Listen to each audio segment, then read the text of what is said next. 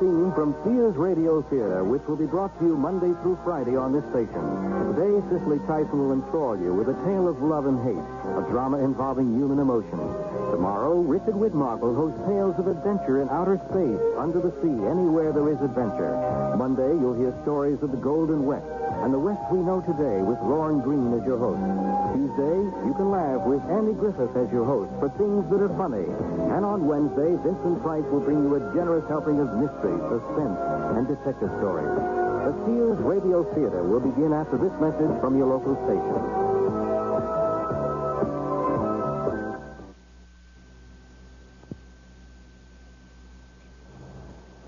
This is Cicely Tyson. It's a winter afternoon on a residential street in one of those little commuter towns on the Long Island Railroad. In the front window of a corner house, a man sits alone, unmoving, staring out at something. Is it the railroad station nearly 2 blocks away?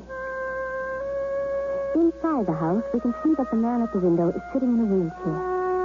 There's a much-used drawing board on his lap with a blank sheet of paper on it. The tools of an artist all around him in the room, which is a sort of studio. We can also see that the man is not alone. There's a young dog with him, a black and tan dachshund, licking at his right hand, which swings limply at the side of the wheelchair. The man is crying. You can see the tears running down his face. What happened to me at the station that day? I can't walk anymore. I can't use my right arm. I can't draw anymore. I can't do anything. Why did this happen to me? Why is that damn little dog licking my hand like that? Why? And that's how we begin our story.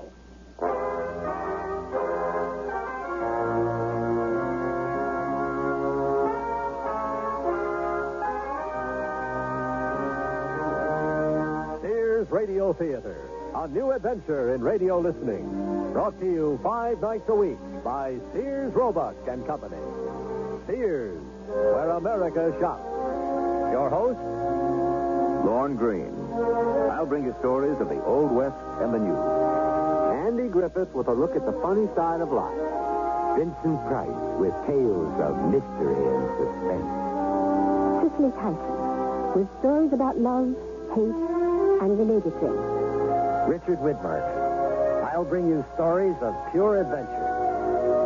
5 nights of exceptional entertainment every week. Brought to you in Elliott Lewis' production of the Sears Radio Theater.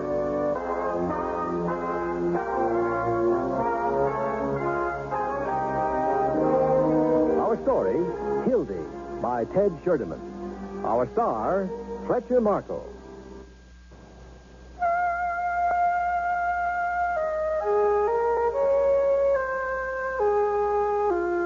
The man in the wheelchair slowly, painfully, makes himself remember, forces himself back to a happier time, a healthy and productive time. It began in the late summer at our Long Island house, where I lived with my wife, Joan, and our 12-year-old red dachshund, Sam. I was a commercial artist who worked at home and spent most of my time, when I wasn't with clients or ad agency people, in my studio, which was my pride and joy. Close at hand, napping as usual, was Sam. I'd just finished pasting up some type sheets on an ad when the phone rang. You get that, Joni? Okay. Another cement needs some thinner. Just this one little problem, we seem to be out of thinner. It's Barry Mills from Los Angeles, Eddie. Pick up the phone in your studio. Hello? Hi, Eddie. How are you? Fine, Barry. How are you? And what are you doing calling me all the way across the country? Lydia and I are going to England. Hey, how about that? Did you hear that, honey? Hear what? She's right beside me now, Barry. They're going to England. Oh. What happened? Smog get too bad for you? My agent sold me to an English producer, and we'll be gone the better part of a year, I guess. Hey, that's wonderful. In London? Yeah, part of the time. What I was wondering, do you still like dachshunds? Doxies? Sure. Wouldn't have any other breed of dog. Well, Lydia and I feel the same way, but Hildy is the problem. Who's Hildy? Doxy. Oh. She's only 3 and she'd die in a kennel here. And there's an English law about bringing dogs into their country. They're kept in quarantine for 6 months. That's why I thought of you and your love, your and Joni's love for dachshunds. Well, sure, Would you but... take Hildy? All we want is somebody to love her, and we won't ask to have her back when we get home. Would you do it, Eddie? Well, I don't know, Barry. We've got Sam. Now, please, Eddie, Lydia and I would love to go to England, but we won't go if we can't find a decent home for Hildy. Will you take her? Just a minute, Barry. Did you hear that? What do you think? Well, we've been talking about getting a spare around when, Sam dies. Barry, you won't ask for her back. No, honest, we won't. Is it a deal? Well, I guess so. I'm not coming out there to get her. No. We'll put her on a plane. She'll be there tomorrow. Lydia and I are flying direct from here to London. How about shots and stuff? Has the dog had a rabies shot? Everything works and up to date. I'll send everything in the mail to you. Hildy will be there tomorrow. Okay, Barry, we'll pick her up. Thanks, Eddie. You've taken a load off our minds. Goodbye. Bye. Well, guess we've got another dog, whether we want one or not. Sam will hate it. He'll get used to her.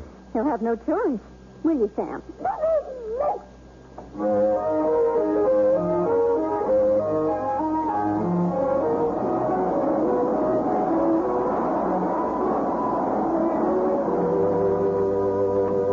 Come on, Joni. Out, Hildy. I guess you'll eat whatever Sam eats, huh? Sure. Here you are, driver. Thanks, Mac. Come on, Hildy. This is your new home. Making a club to help you in the dog fight.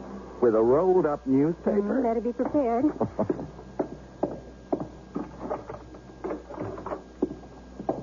Look out. There's Sam. Huh? They only sniffed noses, and there goes Hildy inside. Sam, be patient with Hildy. She only wants to explore her new home. The dog expects to find her old owner somewhere. Look at Sam. He's curled up and gone back to sleep. Couldn't care less about Hildy being here. Where's she? Like you said, looking for her old owners. Hey,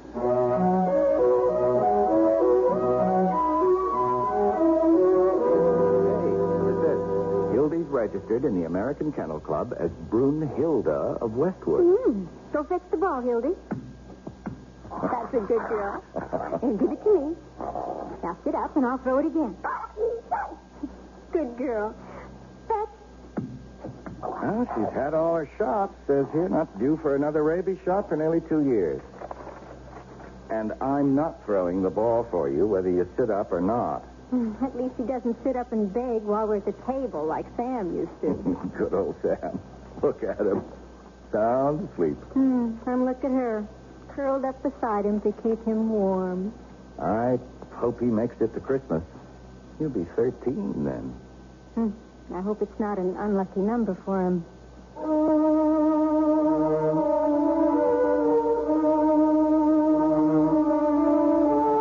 Look at all the snow, Hildy. It'll be a white Christmas for sure. Daddy, I'm in the living room. come here. I was just showing Hildy the new snow. What's the Sam? Sam? I think he's dead. Sam? I came back to the bedroom to find out why he hadn't shown up in the kitchen for his breakfast. He always did before, and... Oh, Eddie, we knew he was old and that it had to happen. He didn't make it to Christmas.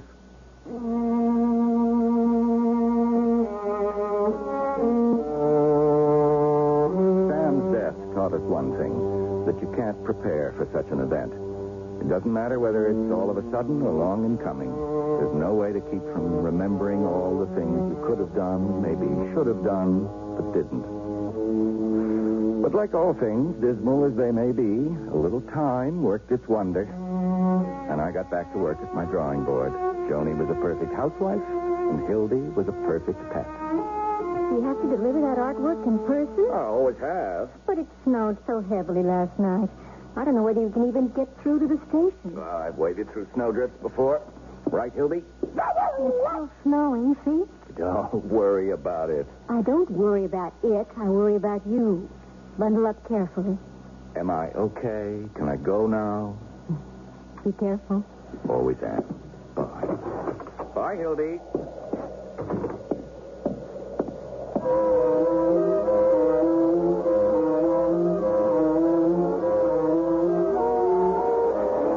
What's your hurry, mister? My train. That's my train. With the elbows, mister. Wait for me. Wait a minute.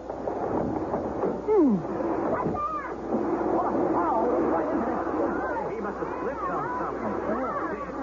Is he alive? Somebody better call an ambulance. I don't tell you, we'll just call this guy is hurt bad. No, man. He's just curled up to take a nap in his own blood. Hey, all I did was ask a couple of questions. I called for an ambulance. You find out who he is? No, not yet. Hey, I see you going to his pockets, robbing his dad. I'm just trying to find out who he is, lady. Here. His name's Edward Gaskin. Well, he'll be dead on arrival if that ambulance don't get here soon.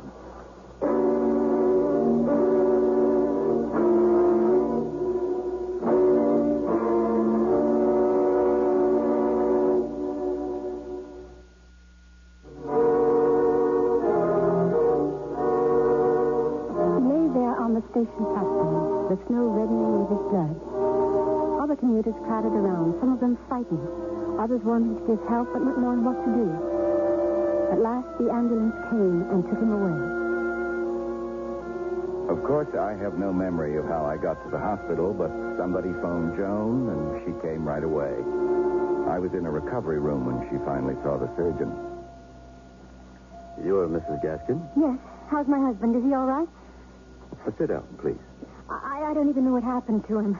Well, according to witnesses, he was running to catch a train and ran full steam into one of those steel girders on the platform. Oh, God. He did quite a job on his head, Mrs. Gaskin. Go on. But he's alive and will recover eventually. What do you mean, eventually? Just that. When can I see him? In about a week. A week?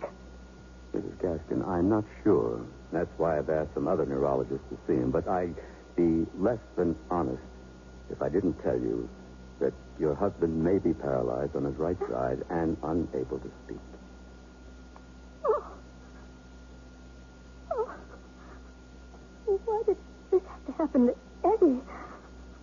Oh, I want to see him. You can't see him for quite a while, so I suggest you go on home.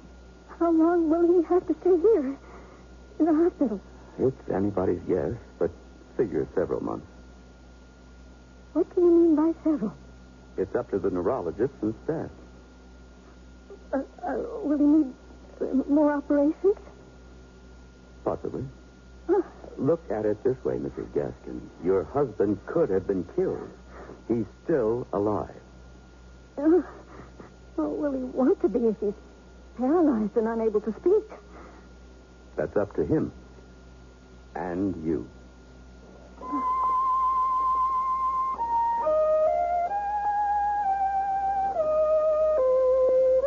I finally saw Eddie on the 6th day. But I don't think he even knew who I was. The doctors still weren't sure about his paralysis, but a neurologist was abrasively sure Eddie would overcome the aphasia and get some sort of voice back. I spent hours waiting for some sign of recognition. Every day I visited him at the hospital, going home only to feed Hildy, then spending sleepless nights with her worrying about Eddie. It was 6 weeks before he smiled at me. You're smiling at me. I'm your Joni.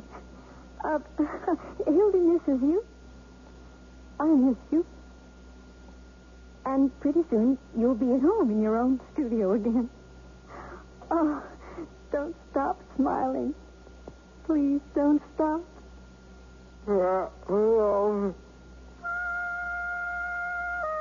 It's awful to think of words you are unable to say. Like a bad dream, but worse. To hear how I'll be in my own studio, unable to do anything. Not with a paralyzed right side. How can I ever use an airbrush again? How can I paste up a headline? I can't even use a triangle or straight edge on a drawing board without two good hands. Hands that work. Get rid of me, Joni. Get rid of me.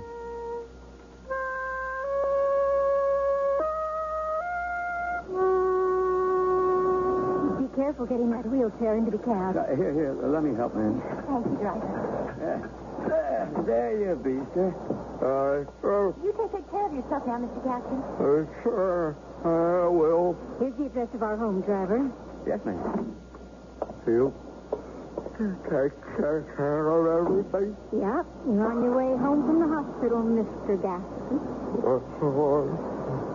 Hildy's anxious to see you. And all your friends have called, especially George Glassine. He can't wait for you to get home. And enemies. What? People who are not crippled, eager to look at me who is.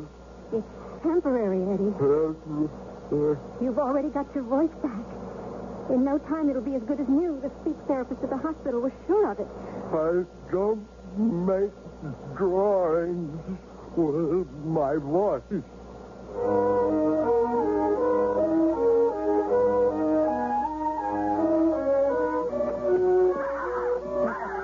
that's a cute dog. He'll be so glad to see you, Eddie.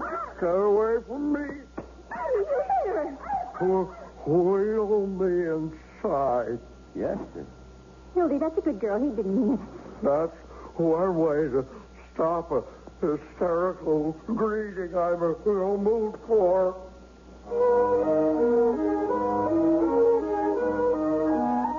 Hildy wants some attention from you. Keep her off my back.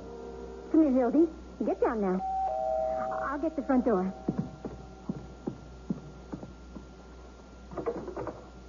It's me. Is he home? Hi, George.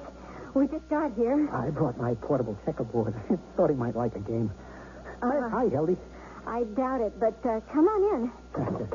It's George Glassine, dear. Hey, you look great. No visitors. Well, George isn't a visitor. He's an old friend. I brought the checkerboard. You want to play? You get out. I'm sorry, George. Don't make excuses for me. Oh, well, maybe another time. No time. Come on, George. Like I told you, we just got home, and he's tired. Get out of here. I didn't come over here to be insulted, eh? When you decide you'd like some company, just phone me. What's the matter with him? He's depressed and upset because, well, he'll never draw again. With the right hand and arm, at least. But I meant it about Eddie. If and when he wants company, he can phone me. Bye, Joe. Bye, George. And thanks for coming. And thanks for everything. I only told them I was taking the morning off to get you ready. What? I have to go to work. What did you say? I had to get a job. I was lucky to get it. Doing what? At the library. I stack books mostly, but sometimes I help the librarian out. She's a woman, too. Quit. What? You heard me. Quit.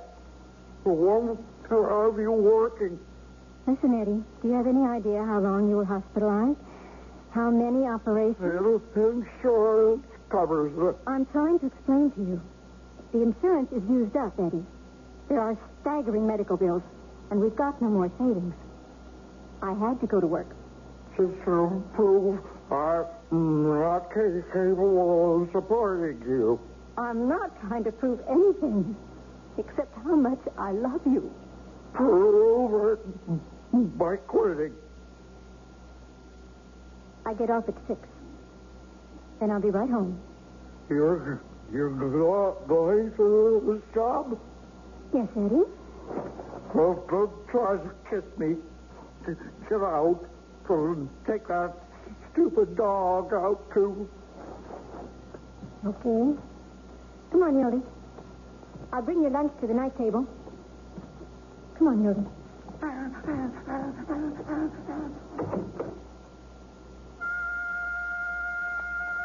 I seemed to get some kind of perverse satisfaction out of refusing to kiss Joni goodbye and ordering her and Hildy to get out. Finally came the day I contemplated suicide. Deliberately broke a water glass after I'd considered just where to slash my right wrist with the razor-edge shard. Obviously, one could die from one cut wrist as well as two. It was just too barbaric to cut my throat and sever the jugular vein. Then I remembered. My life insurance wouldn't pay off for suicide. Joni would be left with no money, the additional expenses of burying me, and a bloody mess in the bedroom. The real reason for not taking my life was that I didn't have the courage, or lack of it, to do it. All I got out of it was a long crying spell.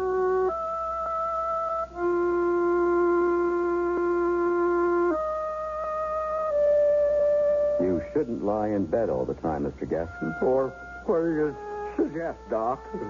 I sometimes do a buck and wing. Eddie, Your wife has rented a wheelchair for you. and I'm applying the rental on the payments to buy it. Good. So use the chair. Want some help getting into it? No. Not from you, Joan, either.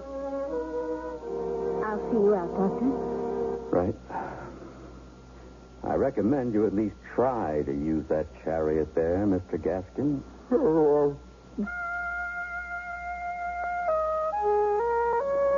Whether it was the doctor's advice or seeing that investment just standing there, I decided to try the wheelchair. But I refused to let Joan help me into it and waited until she left for work the next morning to try out the chariot, as the doctor had called it. I managed to get out of bed, hop once on my left leg, then fall. Oh, leave me alone. Stop licking me. Just get out of the room.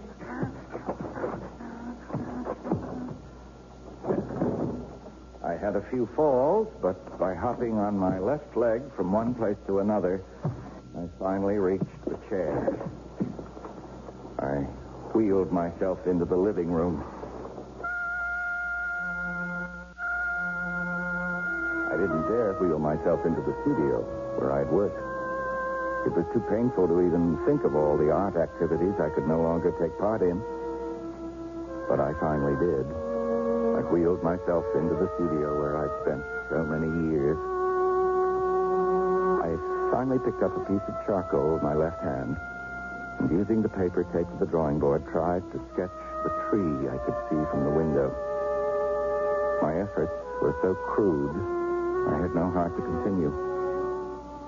All I'd read about the great Mexican artist, Jose Orozco, losing his drawing arm and gaining fame only after he'd learned to paint with his left arm, all that depressed me instead of inspiring me. I concluded his triumph over catastrophe was due to copious quantities of tequila. Specious reasoning, of course. We couldn't even afford a pint of the stuff. A six-pack of leader-priced beer would be cause for a celebration. And then I became aware of Hildy sitting up, holding her ball in her mouth. You want to chase the ball? It's the only thing left I can do for you. Give it.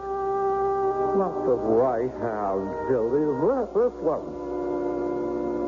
Will you stop pushing it into the dead hand? Here. I'll show you. I'll drag this useless arm out of my lap where you can't get to it. Now, give me that ball in my good hand. That's fine. Good girl. Now. Well, don't just lie there. Go fetch the ball. Never made any difference to you which hand threw it or you know when it was kicked. Okay. You won't chase it. I'm going back to bed.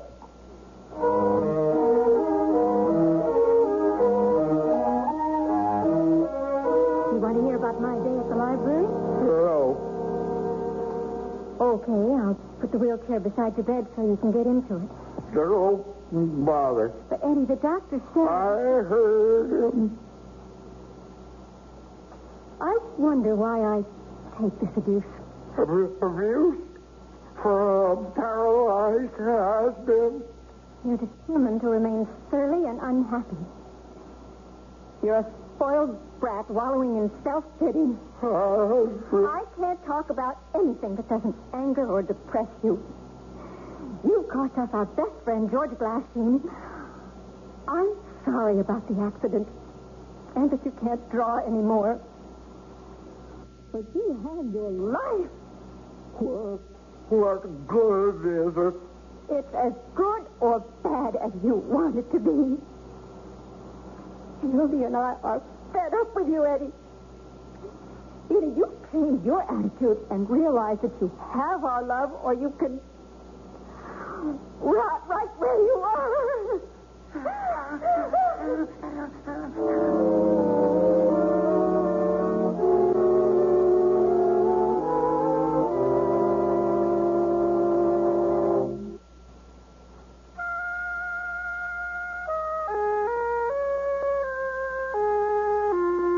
Tyson again.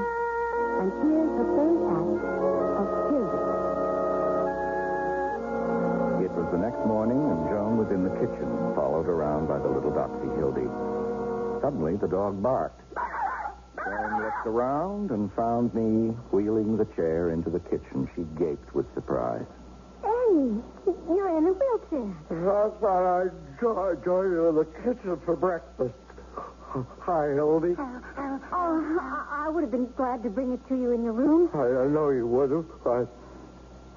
I've been thinking about our talk last night. I'm sorry, Eddie. Look, don't be. I have been acting like a spoiled brat. Forgive me. Oh, yeah. Forgive me for saying what I did. You were right. Oh, Eddie. I know it hasn't been easy for you. So what? It never has been. There's no reason to take out my frustrations on you or Hildy. Confession. I tried out this wheelchair yesterday. How did you manage to even get into it? Oh, it took some doing. I'll put it next to the bed for you next time, so it'll be real easy. Well, the point is, I finally went into the studio. I can't draw with my left hand, but at least I'll try. Oh, Eddie, I can't ask for anything more. And after you leave for work, I'm going to phone George Glassine and apologize.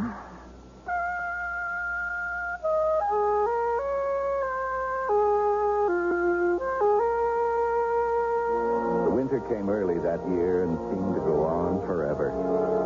I kept on trying to draw with my left hand, but my efforts were like a child's, far from the commercial gloss in which I'd made my way. While I sat in the wheelchair and drew, Hildy would push my paralyzed hand and arm back, pressing the ball into my dead fingers until she released it, and the ball would drop to the floor. She picked it up and repeated the performance over and over and over, not stopping until I dragged the useless arm onto my lap and held out my left hand to her. I'll throw the ball for you if you put it in my good hand. This one. Right here, Hildy. Okay. I'll let this dead wing hang down again. You see? You push it back, Hildy, but you can't give life where there's none to give. Nobody can.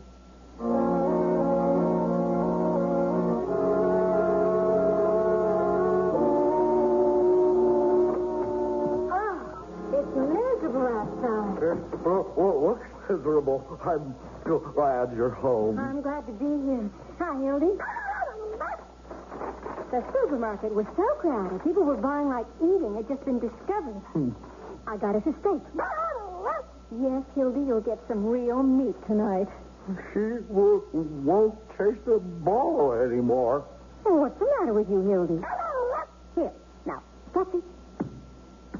You threw it with your left hand, too. A woman's touch. Oh, here, Hildy, put it in my left hand. See? She won't do it. Well, give it to me, Hildy. Good girl. Like I said, a woman's touch. Come on, Hildy, let's fix dinner. If this steak is tough, I am going to kill the butcher.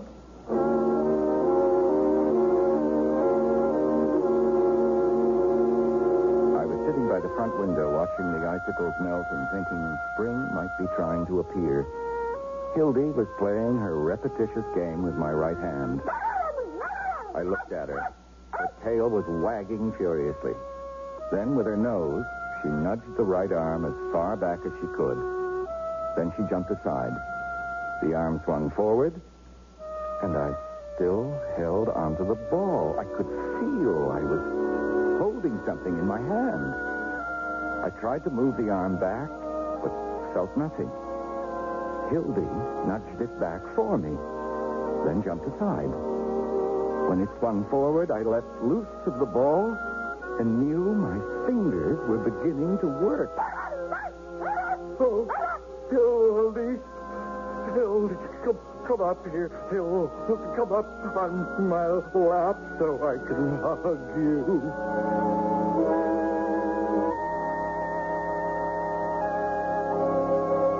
You don't mind eating in the kitchen? Not at all. Here, Hildy, here's your bowl, and the water's right there. Well, why are you frowning? Did I do something wrong? You don't like barbecued chicken? Not that. Well, it's what? Well, why do you always put the spoon and fork on the left side of my plate? Can't you ever remember I'm right-handed? There's no knife to cut up the chicken with. Well, it's already cut up for you, and... Oh. See? I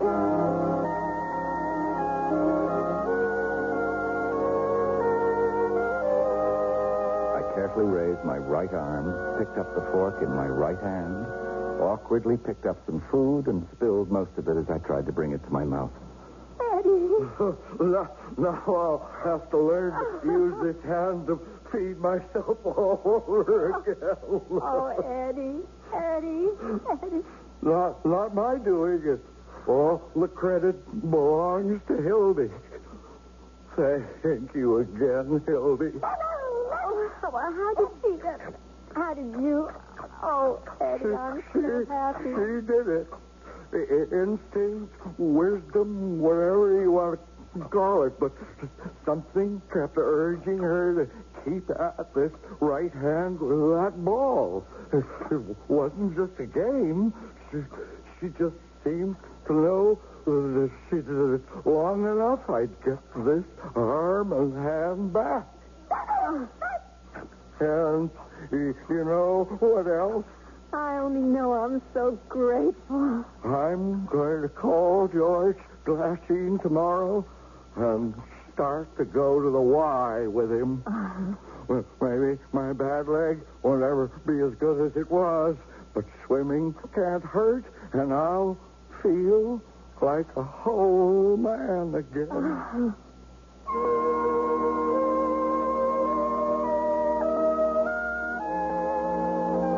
Muzzle is white with age now.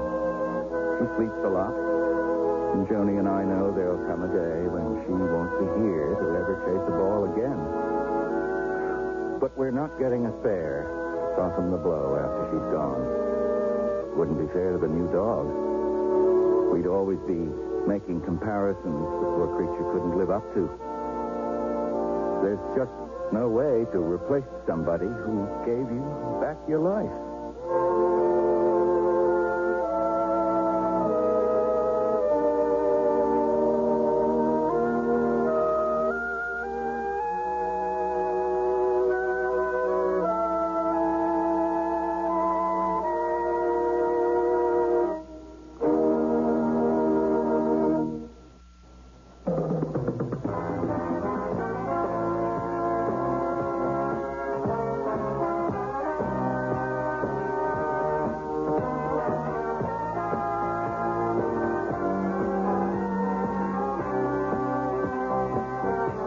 listening to Sears Radio Theater, brought to you 5 nights a week by Sears Roebuck and Company.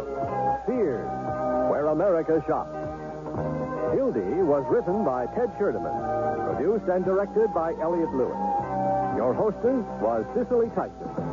Our star was Fletcher Markle. Also heard were Gene Howell, Lance Kolvig, Barney Phillips, Lou Krugman, Herb Rudley, and Linda Gary. The music for Sears Radio Theater was composed and conducted by Nelson Riddle. Art Gilmore speaking. The Elliott Lewis production of Sears Radio Theater is a presentation of CDI,